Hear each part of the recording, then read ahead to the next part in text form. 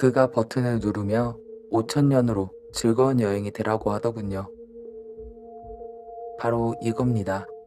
저희는 그를 인터뷰하고자 비밀리 장소에 만나 그가 미래에서 가져왔다고 주장하는 실제 사진과 그의 이야기를 들어보았습니다. 시청 후 직접 판단해 보시길 바랍니다. 안녕하세요. 제 이름은 에드워드입니다. 현재는 아르메니아 사람이고요. 현재 여긴 2월인데 여러분이 곧 알게 될 매우 중요한 사실이라는 걸 기억해 두십시오. 이건 여러분을 깜짝 놀래킬 만한 사건입니다. 이 사건은 2004년에 미국 로스앤젤레스에서 제가 6년간 지내고 있던 중에 발생했던 일이거든요. 혹시나 모르실까봐 말씀드리는 건데, 로스앤젤레스에서 거대한 아르메니아 디아스포라가 있었는데요. 다시 말씀드리지만, 미국에서 6년간 지내면서 연구실의 기술 지원 엔지니어로 일하고 있었어요. 제 직업은 그곳에 있는 모든 기술 장비를 관측하고 공장 작업 라인에 기기를 보는 거였어요. 저희 연구실은 과학기술의 발명 분야로 지정받은 비밀 정보의 연구였어요. 그 해에 저희는 새로운 세대의 터치스크린을 실험하고 있었는데요. 그 목적은 사람들의 삶을 더욱더 편하게 만들고 싶어서였죠. 비밀리에 있던 거지만 이미 사용하시거나 사용하게 될 옛 발명품들은 이미 오래전부터 군부대에 이미 존재하고 있다는 걸 알려드리고 싶어요. 그 연구실은 1급 비밀이라 저는 그곳에 임의적으로 출근했습니다. 정말 낮은 월급을 받았다고 할 수 있는데요. 전 취업 허가증을 받고 미국으로 갔어요. 전 직장을 다녀야 했고 어떠한 제안도 받을 준비가 되어 있었죠.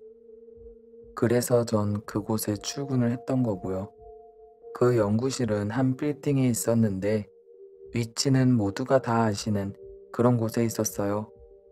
한눈에 보기에는 평범한 사무실이었죠. 그곳이 비밀정보 조직이라는 사실을 누구도 예상치 못할 거예요. 전 정말 사교성이 너무 좋아서 어디에서든지 우정이나 누군가와 좋은 관계를 맺기엔 몇 주면 충분했어요. 그래서 제 동료들과 매우 가까이 지냈습니다. 제 절친이라 한다면 제임스인데요. 제임스는 과학자이자 최고의 발명가였죠. 그는 여러분이 알고 있는 최신의 기기와 장비를 발명하고 있었어요. TV나 라디오에서 제임스 같은 사람이 노벨상을 받는 모습은 절대 보지도 듣지도 못할 겁니다. 그 이유는 제임스 같은 사람들은 그저 대중의 이목을 끄는 과학자가 아니라 정부에 의해 1급 비밀로 진행하는 실제 프로젝트에 참여하는 과학자였죠.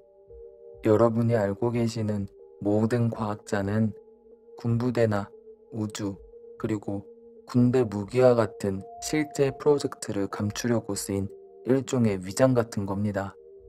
제임스와 마찬가지로 제 와이프는 제가 생태학 재생기계학 분야에서 일하고 있다고 생각했어요. 제임스의 명예는 정말이지 대단했는데요. 제임스와 저의 보수를 비교해서 보면 정확하게 말씀드리고 싶진 않지만 그는 다른 국가의 예산만큼이나 받았어요. 그럼 이제 제가 왜 제임스에 대해서 그렇게 많이 이야기하는지 궁금하실 텐데, 왜냐면 그는 이렇게 여러분에게 공유할 수 있는 제 삶에 매우 큰 역할을 했기 때문입니다. 저희는 오후 7시까지 일을 하고 과학자는 6시까지 일하는데요. 아시다시피 제임스가 그 시간에 퇴근하는 걸 한 번도 보지 못했습니다. 그는 항상 늦게까지 그의 프로젝트에 몰두하고 있었습니다. 제임스 같은 사람에 대해 말하자면 완전히 자신의 일에 미쳐있는 사람이었죠. 제가 한 번은 늦게 퇴근했었는데 왜냐면 한 컴퓨터가 문제가 생겨서 고쳐야 했거든요. 이미 10시는 넘어가고 있었죠. 그때쯤 퇴근할 때 제임스가 큰 장비를 들고 빌딩에서 나오는 겁니다. 제가 그의 뒤에 서 있었기 때문에 그는 전혀 저를 눈치챌 수 없었어요. 하지만 제임스도 저를 목격했죠. 제임스는 잠시 얼어붙어 있더니 차에 장비를 옮겨 싣고 자리를 떠났어요. 다음날 그는 제게 자신을 본 사람이 또 있냐고 묻더군요. 저 빼고는 없다고 했죠. 그러더니 다른 사람에게 얘기한 적 있냐고 물었어요. 당연히 아니라고 했죠.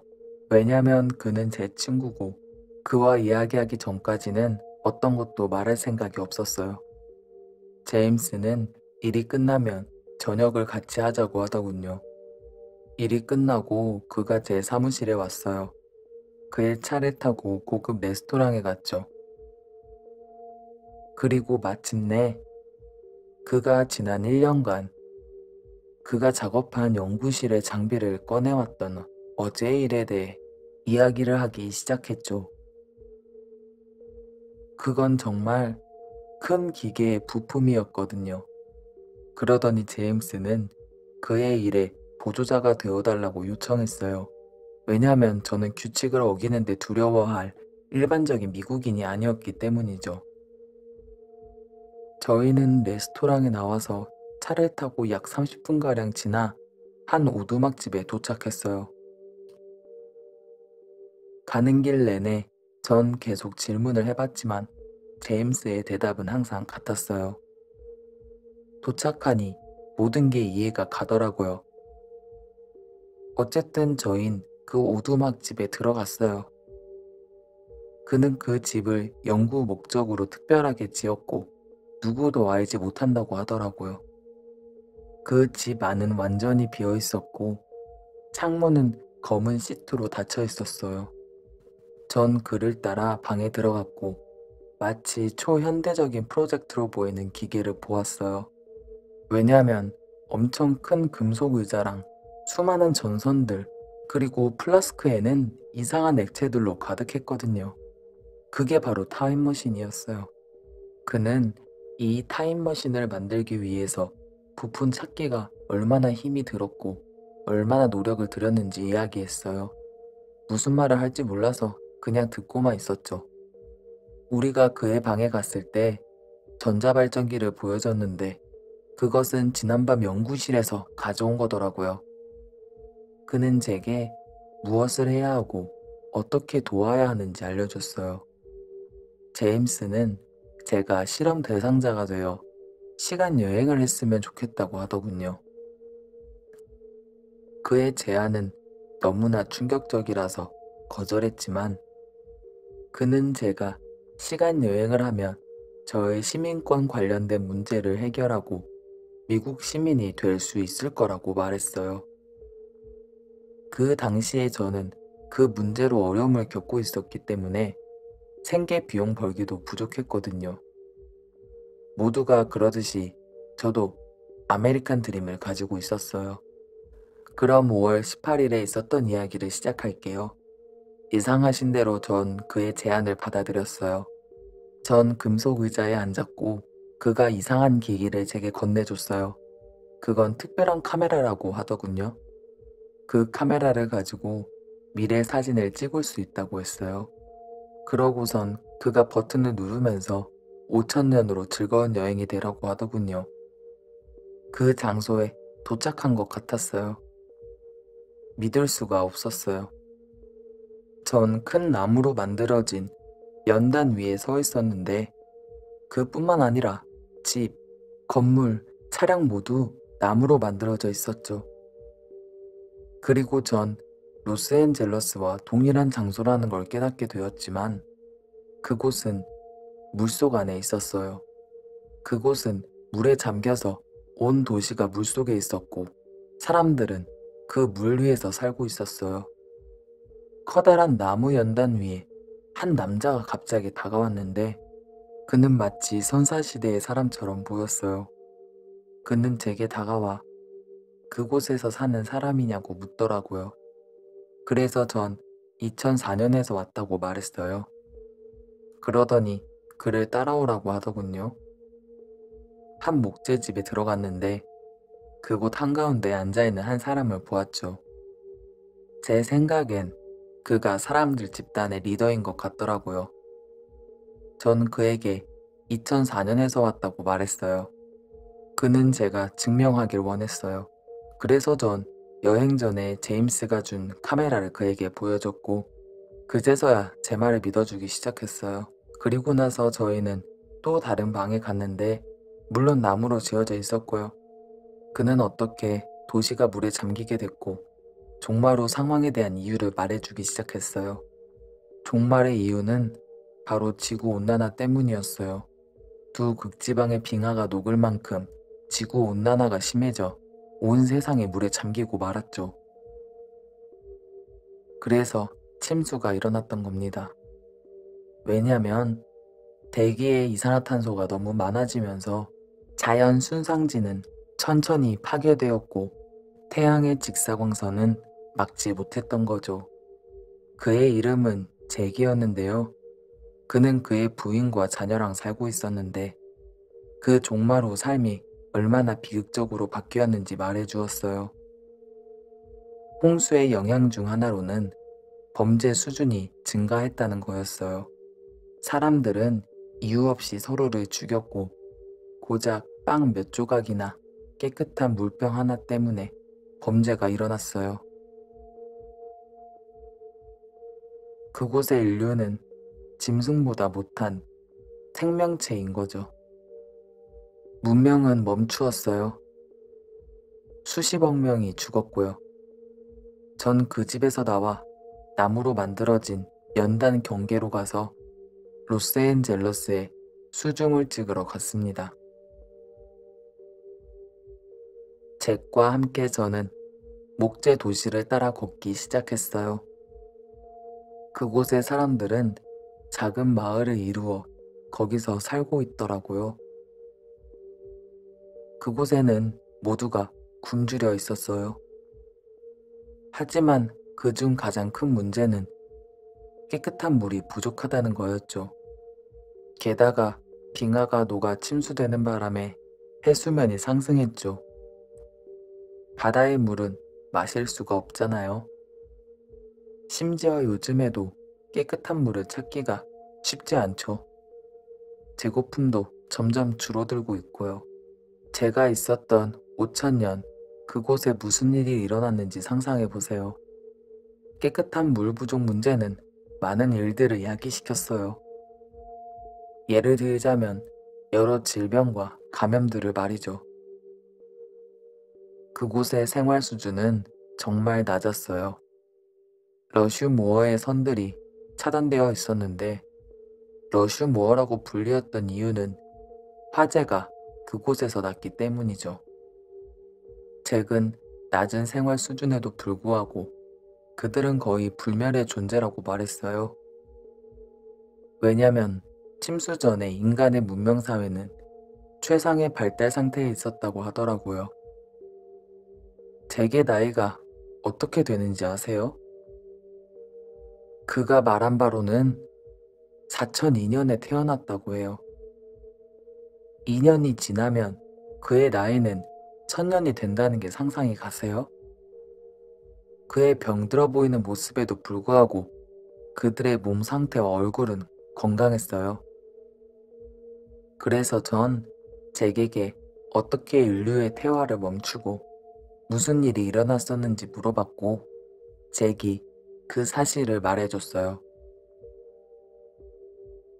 저는 어떻게 정부가 홍수를 예측할 수 없었는지 물었고 그의 답변을 듣고는 저는 충격을 받아 어떻게 말해야 할지 모르겠더라고요.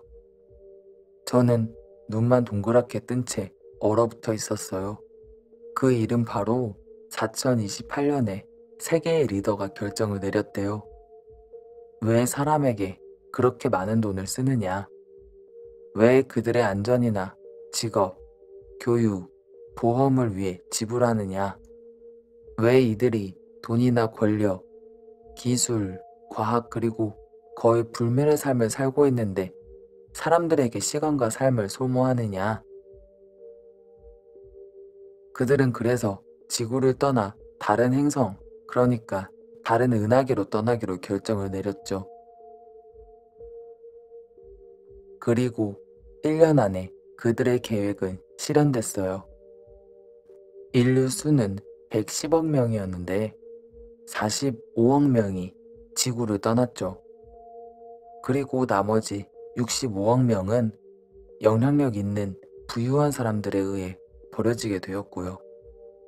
버려진 이들이 굶주림에 허덕이고 쇠약해졌고 큰 홍수와 그리고 영원한 고통을 받고 있었어요. 저희는 잭과 함께 걷고 있었는데 한 청년이 자신의 삶 때문에 아버지를 비난하는 걸 듣게 됐어요. 그는 울며 죽음을 요청하고 있었어요. 그것 때문인지 제 눈이 어두침침해졌어요. 제 머리가 빙빙 도는 것 같았고 눈을 떴을 때 다시 제 앞에 제임스가 있었어요. 2004년이었던 거죠. 제임스는 제 앞에 앉아 있었어요. 전 여전히 충격을 받은 상태였지만 그에게 카메라를 바로 건네주었고 제가 본 5천년에 있었던 모든 일들에 대해 이야기했어요. 이제 가장 흥미로운 정보를 알려드릴 때인데 바로 이겁니다. 물속에 잠겨있는 도시의 사진이에요.